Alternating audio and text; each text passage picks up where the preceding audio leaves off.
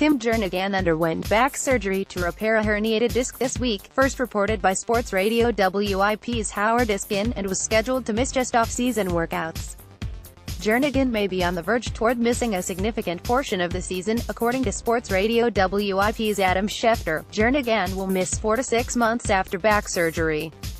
To put a timetable of when Jernigan will return, the earliest he will be back is September, with November at the latest. Jernigan is the latest Eagles starter to go under the knife over the last 6 months, joining Carson Wentz and Alshon Jeffrey.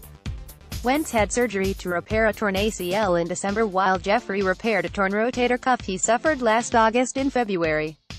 Both Wentz and Jeffrey are expected to be ready for the season opener on September 6, but could miss a significant portion of training camp. The Eagles are Super Bowl champions.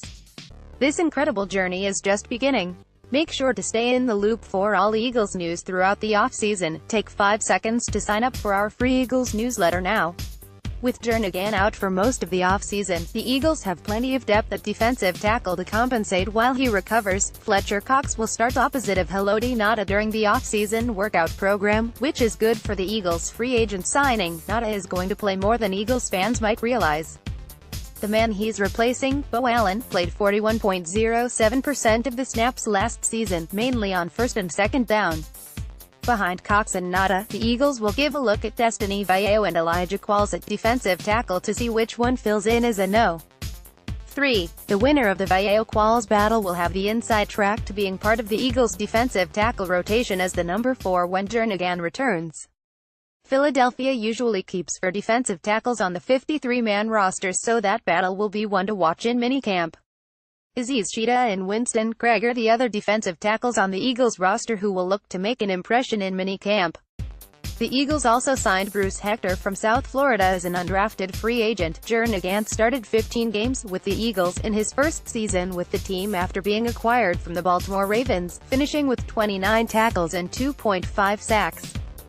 Jernigan also had 23 pressures on the season, but his production dipped in the second half of the season due to the injury. The Eagles signed Jernigan to a 4-year, $48 million extension last November, which will take place starting in the 2018 season, as the defensive tackle will make $26 million guaranteed in the deal. Prior to the extension, Jernigan had 17 tackles and 1.5 sacks in 9 games for the Eagles, being an integral part of the Eagles' No. 1 ranked run defense, ranking amongst the top 10 in run stops among defensive tackles by Pro Football Focus. Again, this was prior to the extension, and while the herniated disc was getting worse, Jernigan will make only $5 million this season before his $13 million contract for 2019 kicks in. Expect the Eagles to take their time with Jernigan's recovery, not expecting him to step on the football field until he's 100%.